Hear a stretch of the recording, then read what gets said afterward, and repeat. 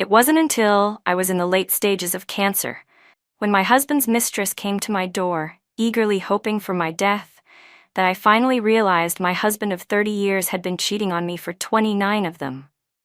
Vanessa, his mistress, leaned proudly against his shoulder.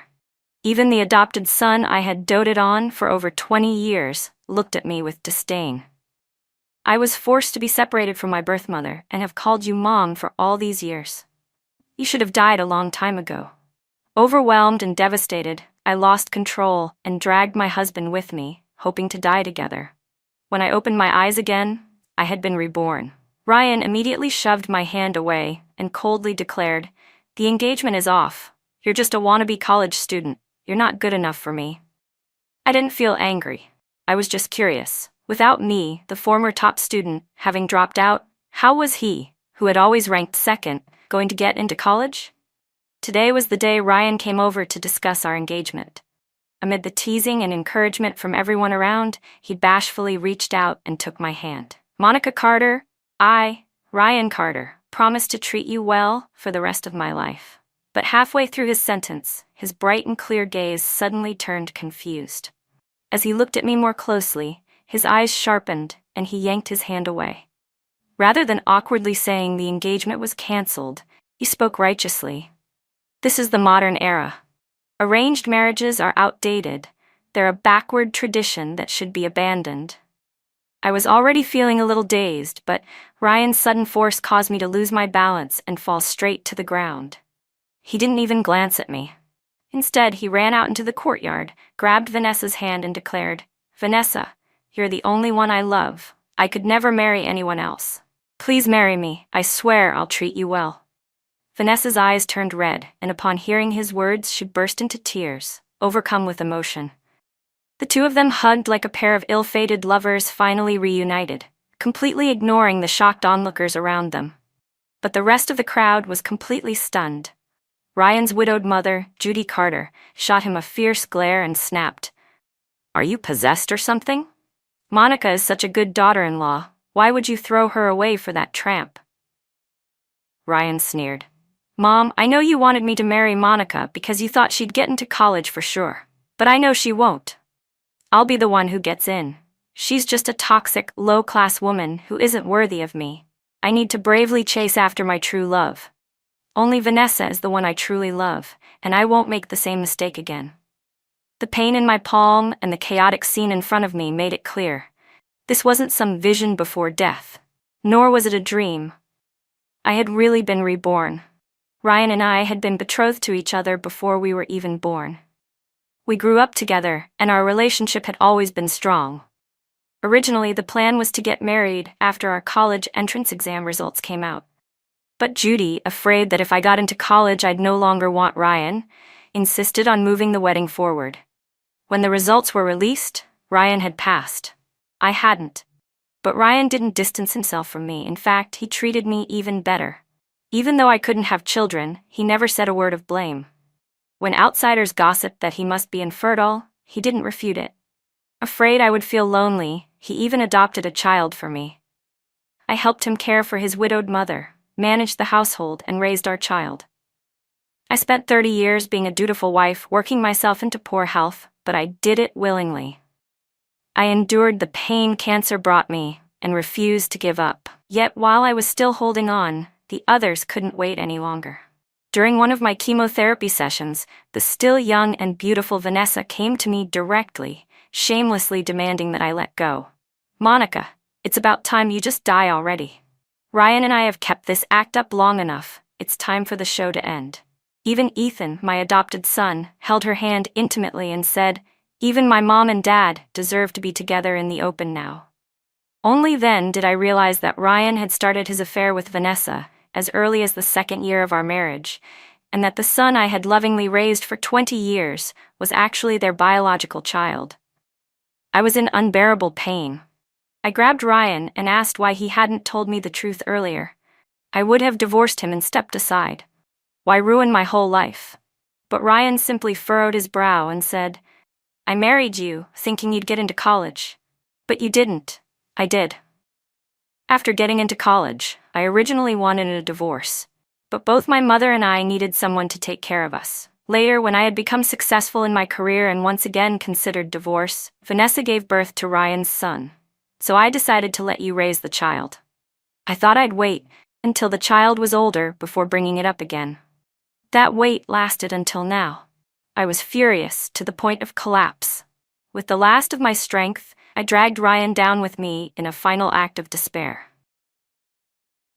My parents, enraged beyond belief, helped me up and turned furiously to Ryan. "Ryan Carter, what nonsense are you spewing? Today is the day you came to propose marriage. What kind of stunt are you pulling? If you didn't want to marry our Monica, then why did you bring all these engagement gifts?"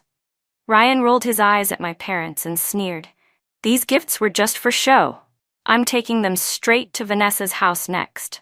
She's the only one worthy of me." The neighbors who had gathered to watch never expected the engagement meeting to turn into this kind of spectacle. One by one, they craned their necks and began to gossip.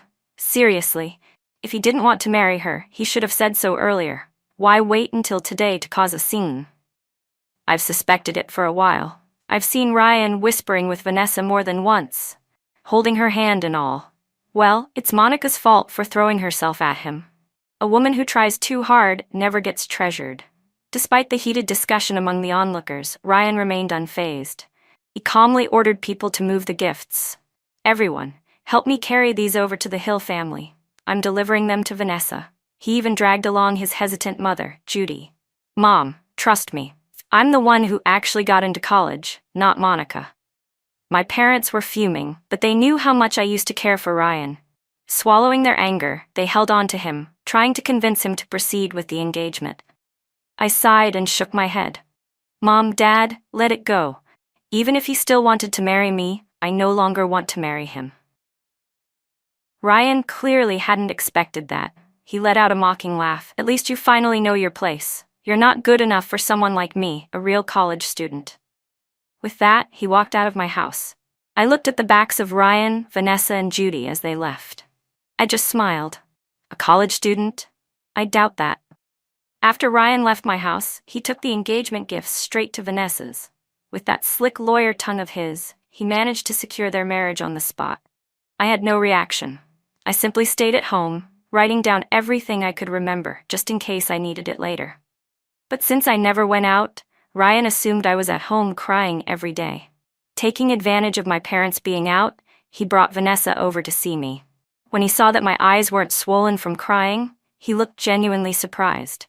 He turned to Vanessa and said, "Vanessa, you're just too kind. Why bother coming to see her? She knows deep down that she's not good enough for me." Vanessa gave me a smug look and said in a mocking tone, "Monica, I'm actually here to apologize and to thank you. Ryan told me everything. He's been reborn." I was a little stunned. Ryan really was something else. After being a lawyer for so many years, he could even convince Vanessa of something as outrageous as being reborn. I stayed silent, just staring directly at Ryan. Seeing this, Vanessa quickly stepped in front of him, blocking my view. "Monica, I'm really grateful to you. In the last life, you were like a maid, raising our child, but you and Ryan were never meant to be. Even if you begged him, it wouldn't change anything. He and I are soulmates." I let out a cold snort and replied, "Don't mention it," as I moved to close the door. But Ryan stuck his foot in the doorway and sneered. "Someone like you, no looks, no charm, failed the college entrance exam, just a low-class farmer, you'll never find a husband.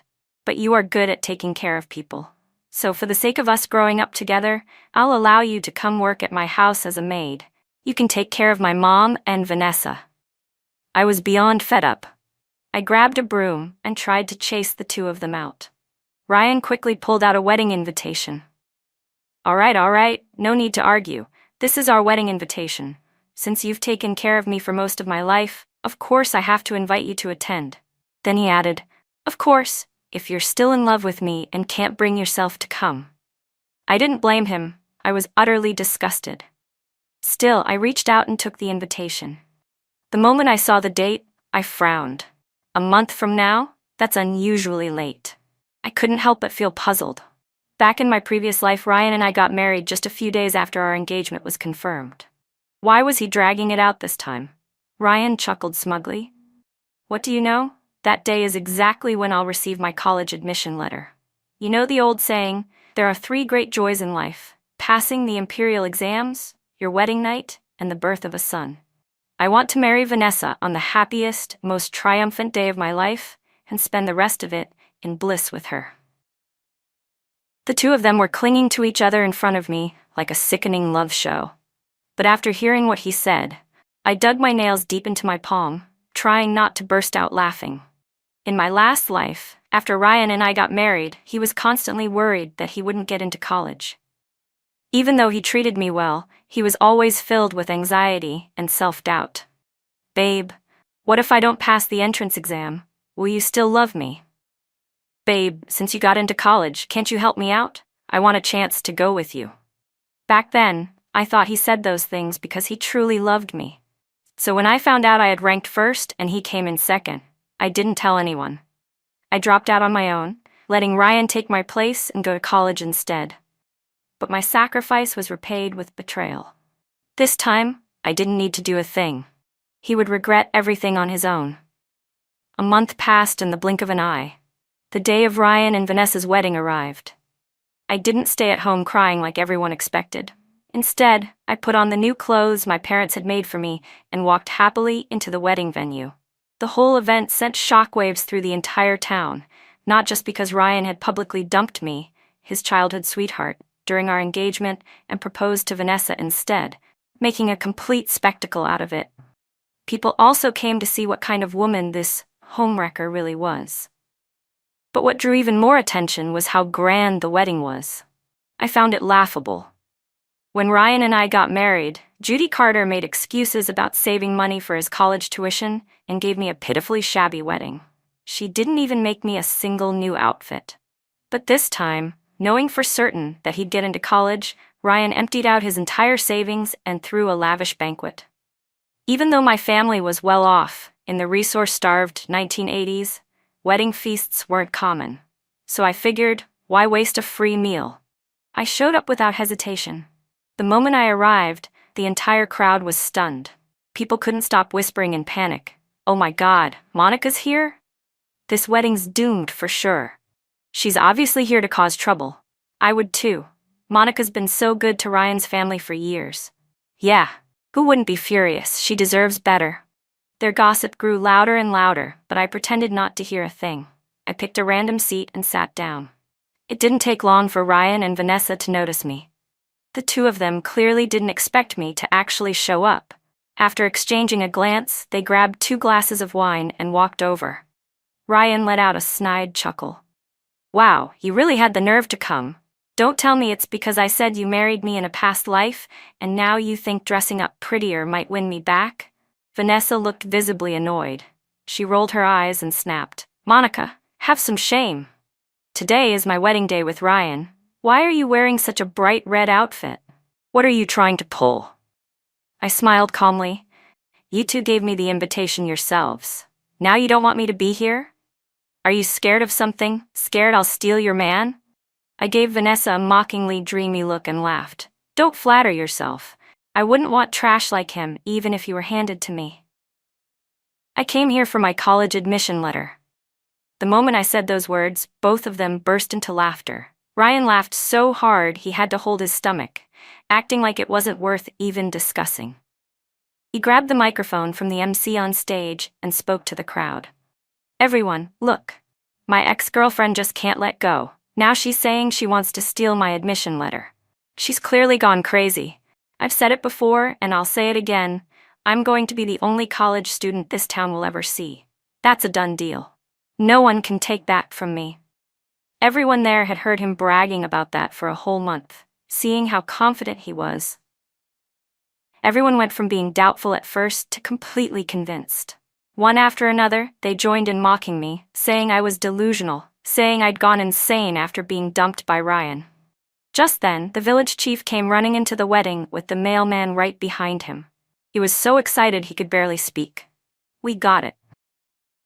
We got it. The county's only college admit is from our village.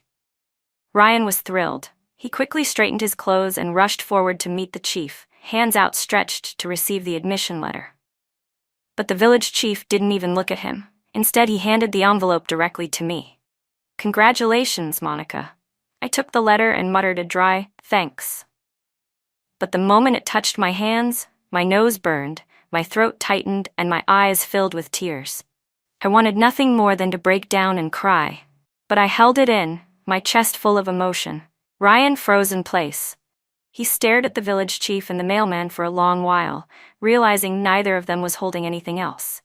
He couldn't help himself. "Wait, Chief, did you make a mistake? Why would you give the letter to Monica?" The chief frowned. "A mistake? I may have never been to college, but I can still read the names Ryan Carter and Monica Carter. The letter clearly says Monica's name. Who else would I give it to if not her?" Ryan scrambled to explain. No, that's not what I meant. I was just asking. Where's my letter?" The chief looked at him like he'd lost his mind. "Your letter? What letter? The college only accepted the top student. You were second place. You weren't admitted, so how could you possibly have a letter?" He shook his head and sighed. "While Monica was studying hard, all you did was run around playing with Vanessa. And now you're here looking for a college acceptance letter? I'm telling you, it's too late." The words hit like a thunderclap. Not just Ryan, but everyone there fell into stunned silence. Judy Carter's smile froze on her face. She tugged on Ryan's sleeve and whispered, "Ryan, what's going on?" Ryan completely broke down. The smug pride from just moments ago vanished instantly. He ignored his mother, shaking his head like a madman. No, this isn't right. I'm the top student. That letter should have been mine. This has to be a mistake." He lunged toward me, grabbing my arm violently. "Give me that letter. It's mine." The village chief and the mailman immediately pulled me behind them to protect me. The chief didn't hold back. He slapped Ryan across the face. "Are you out of your mind? I've said it clearly. You didn't get in. Going after Monica won't change that." Finally, the crowd started to piece it all together. For the past month, Ryan had been strutting around claiming he was the only college admit in town, celebrating non-stop when all along he hadn't even passed. It had all been in his head. Vanessa's eyes went wide with shock. "Ryan, you said you were the one who got in. Why is it Monica? Were you lying to me this whole time? I gave up my original engagement for you. You promised me. You said you'd be the college student. I'm already yours now. How could you do this to me?" My brows lifted. I hadn't expected things between Ryan and Vanessa to progress so quickly. They hadn't even held the wedding yet. And they were already acting like husband and wife. But thinking back, it made sense. In my last life, Vanessa had only been married a short while before her husband died. If they were willing to cheat back then, of course they'd go even further now. Vanessa's parents and older brother were furious. "Ryan, my sister was already engaged. We only accepted this marriage because you told us you were a college admit." "Exactly. And we didn't even ask for a dowry from you. Her previous fiancé was a rich man. You'd better give us an explanation, or I'll report you for fraud." Vanessa burst into tears. Ryan looked lost, but he still grabbed her hand and tried to explain. "Babe, something's wrong, okay? But it's fine. If I didn't pass this time, there's always next year. Don't worry, I will get in. History can't change, it won't." Vanessa didn't know what to say. As for me, I couldn't help but laugh. Since the college entrance exam was reinstated, it had only gotten stricter and harder with each passing year. If the Ryan from my past life, I honestly believed he might have had a chance back then, but now, 30 years had passed since the college entrance exam from my last life. How could he possibly still get in? And it wasn't just me who found it laughable. The other wedding guests clearly thought it was hilarious too. One by one, they burst into laughter, bending over and holding their stomachs, unable to stop talking. "Oh, please, he couldn't pass this time. What makes him think next time will be any better? Wasn't he just boasting about how he was definitely going to be a college student? Must be eating his words now. I swear, I'm starting to wonder if Ryan just made all that up to get a wife. His grades were never better than Monica's. Where did he get the confidence that he'd be the one accepted? He probably faked it all along. What a show. This is rich. Ryan dumped gold and ended up with pebbles." Everyone was ridiculing him. Vanessa's entire family, on the other hand, was furious and refused to let it go. They demanded that Ryan pay the dowry they had waived, threatening to report him for marriage fraud if he didn't. Ryan looked like he was about to explode. He had no idea how things had gone so wrong. All he could do was stare me down. "Monica Carter," he growled. "You better tell me what's going on. Why did my acceptance letter end up with you? What trick did you pull? Give it back to me, or I'll report you for stealing my college spot. I'll ruin you. I'll make sure you die in disgrace." Die in disgrace? I already did that in my last life. I smiled sweetly at him. "Go ahead. Don't just talk, do it. I'll be waiting for the day you show up with the cops to arrest me." With that, I thanked the village chief and, under the envious stares of everyone around me, walked away holding my college acceptance letter. Even after I'd gone a long distance, I could still hear people laughing and Vanessa's family yelling in frustration behind me. When I arrived near home with the letter in hand, I saw my parents already standing by the gate, waiting anxiously. They had only heard that the letter had come but didn't know who it was for. When they saw my red, teary eyes and the way I looked like I'd been holding back sobs, they rushed over to comfort me. "It's okay, honey. We'll just take the test again. We're still young, we'll help support you," my dad said gently. "If Ryan could get in, then you definitely can too." In my previous life, I had married Ryan and given up my own shot at college so he could chase his dream. My parents never knew the truth. They just kept trying to encourage me. "It's okay, Monica. We believe in you. We'll work and earn enough money for you to try again. You'll get in next time. We know you will." Back then, I had truly wanted to keep studying because of their support, but Judy, Ryan's mother, was quick to intervene. "Monica, Ryan just got accepted to college. This is when he needs someone to take care of him the most.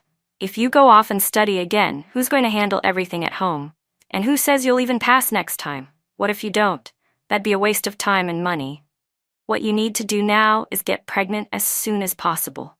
Give Ryan a child and tie him down. Otherwise, he's going to outgrow you the moment he becomes a college student." Just like that, I gave up the opportunity to take the college entrance exam again. My world revolved entirely around Ryan, and because of that blind devotion, my parents passed away full of regret. Now, seeing the fresh white hairs on my reborn parents' heads, my nose stung with grief, and for the first time since my rebirth, I let the tears fall. "Mom, Dad, I got in. I'm a college student now." My parents were so overwhelmed they nearly fainted. It should have been a joyful occasion, yet the three of us collapsed into each other's arms and wept uncontrollably.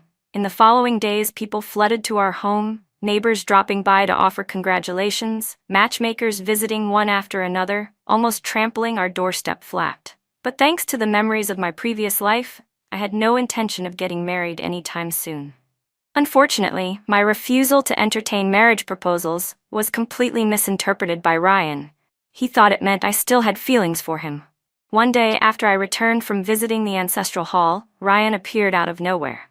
Taking advantage of the moment I opened the door, he shoved his way inside. It had only been 2 weeks since I last saw him. Ryan looked worn down, his face was pale and bruised. I didn't need to ask to know that must have been the work of Vanessa's family. I glanced at him impatiently. "What do you want?" Ryan sighed, looking completely defeated. He didn't answer my question, instead muttering, "These bruises. Vanessa's family did it. But don't worry, it's nothing serious. Still, I can't really blame them. They agreed to let Vanessa marry me because they thought I was a college student. They even gave me a lot of gifts and money as part of the dowry. Now that everything's turned out this way, of course they're angry." I grew more and more annoyed. "That has nothing to do with me. I'm not interested. Whether you get beaten up or die, it's none of my business." Ryan looked at me for a moment, then sighed again.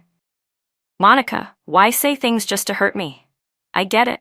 I know everyone's been coming to your house with marriage proposals, and you've turned them all down. Isn't it because you're still waiting for me?"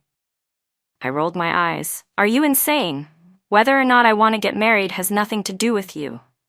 "How could it not?" he replied, gazing at me with an expression he probably thought looked deep and heartfelt. "At first, when you got your acceptance letter, I didn't understand what was going on. I thought maybe it was my rebirth that had changed everything. But when I thought about it more, I realized that's not possible. I was reborn after the exam. The results had already been finalized. Nothing about my rebirth could have changed that.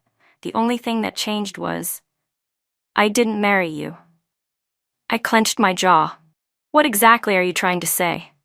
Seeing that I was getting irritated, Ryan still didn't lose his composure. He kept talking. At first, I thought you must have pulled some scheme to sabotage my chances and steal my spot. But now I get it. It wasn't anything like that. The truth is, you were the one who got in all along. You must have seen the results early in the last life. You gave up your spot so I could go to college instead, didn't you? I replied coldly, yeah. So what? I don't want to talk about the past. When he heard me admit it, Ryan suddenly burst into tears. I'm sorry, Monica. I'm so sorry. I was blind. I couldn't see that you were the one who truly loved me. I was so terribly wrong. He took a deep breath. I have to confess something. In the last life, you could have children. It wasn't that you were infertile. I just didn't think you were good enough for me. I saw you as a maid, a caretaker, not someone I wanted to have my own bloodline with. Especially after Vanessa got pregnant so soon, I decided I didn't want to have a child with you. So I put sterilization drugs in your food to make sure you couldn't get pregnant. That way, you'd raise the child Vanessa and I had. As if it were your own. I stood frozen. My heart clenched, shocked despite myself. Ryan's voice trembled. Even the cancer you got later, it was caused by the effects of those drugs. It's all my fault. I furrowed my brow. I didn't respond immediately, still shaken by what he'd said. But after the shock passed, I actually felt a strange sense of relief. If I'd had a child in my past life, I might still be longing for them now. But since I never had one, maybe this rebirth was a clean slate. A kind of freedom. I rolled my eyes. I told you, I don't want to talk about the past, and you shouldn't either. Yes, you wronged me in the last life, but I killed you. So I guess we're even now. Let's just move on. As long as you don't come bothering me again, we'll be fine. Ryan's eyes lit up. So, you're saying you forgive me? Before I could even respond, he let out a breath of relief like he'd just dodged death. I knew it. Monica, you love me so much, you were bound to forgive me. What nonsense. When did I ever say I forgave him? I still hated him. But I'd been given a second chance at life. I couldn't let my past destroy this one. Revenge was never my goal. I just wanted to live a peaceful life for myself. Seeing that I didn't say anything, Ryan looked even more pleased with himself. I used to think being reborn was a chance for me to pursue my true love again, he said, voice soft and dramatic. But now I understand. It's actually heaven giving me a chance to make things right. A chance to make it up to you. So this time, I won't love anyone else. I want to have children with you. I want to grow old with you. Let's start over. It turns out, when you're so speechless you can't even respond, the only thing left to do is laugh. I couldn't help it. I burst out laughing. Ryan, are you out of your mind? Did you forget you're already married? The moment I said that, his expression changed. Vanessa's not the kind of woman I thought she was, he muttered. She's been blaming me non-stop this whole month, like everything's my fault.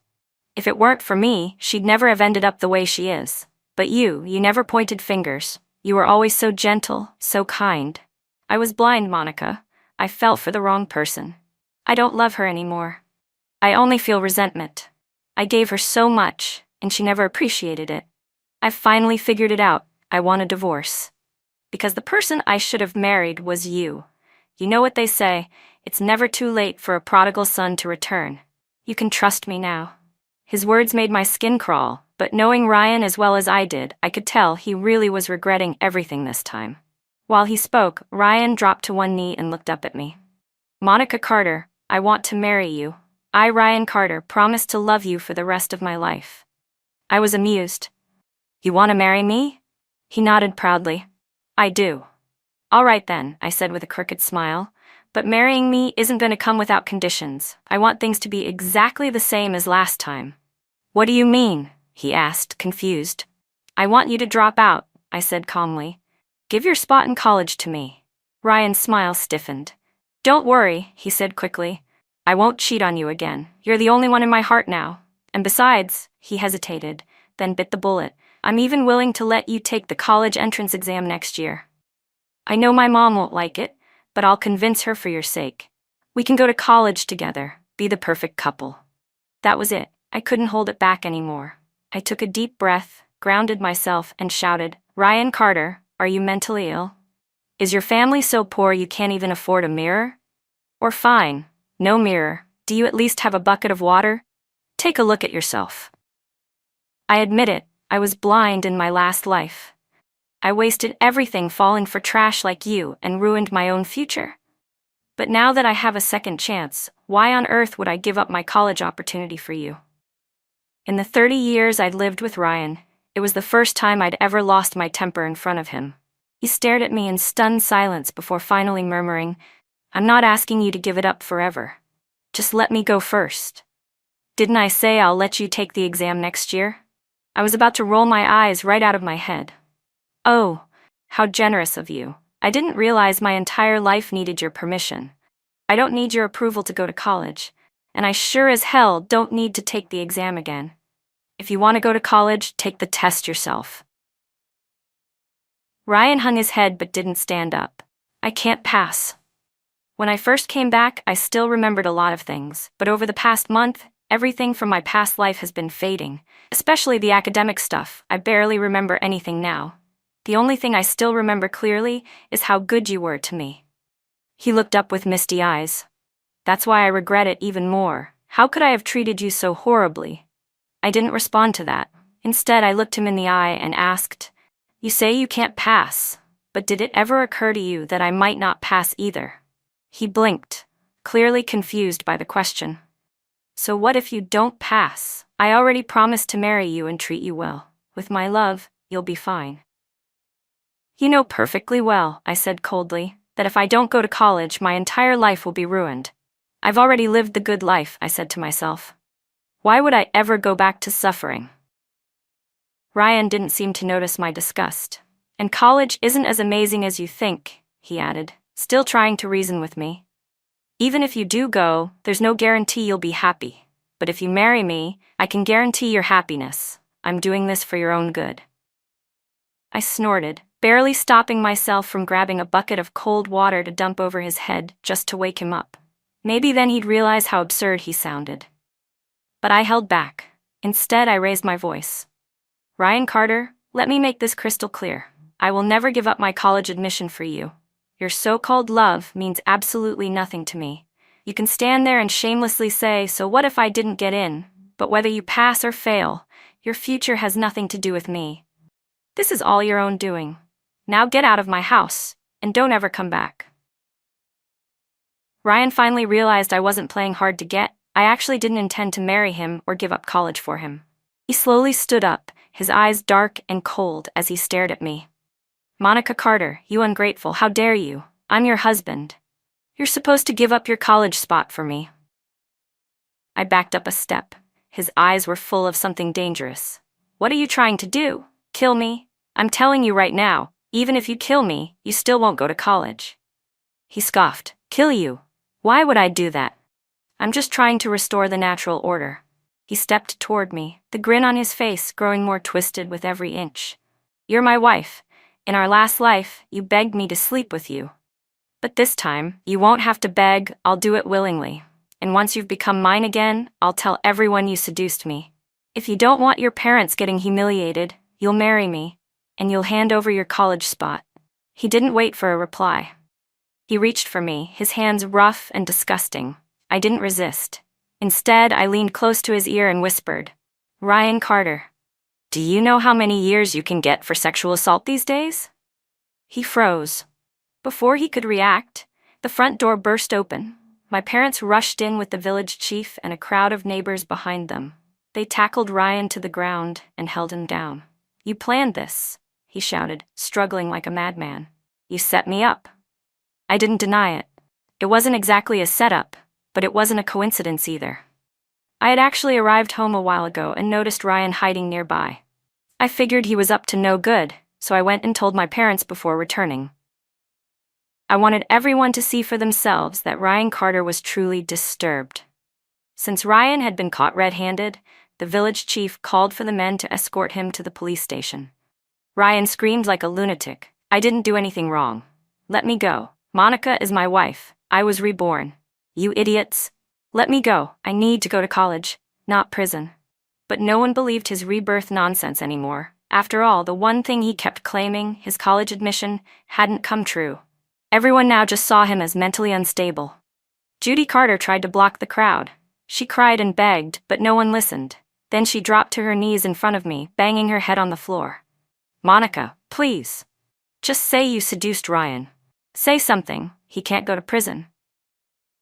I ignored her and helped the others drag Ryan straight to the police station.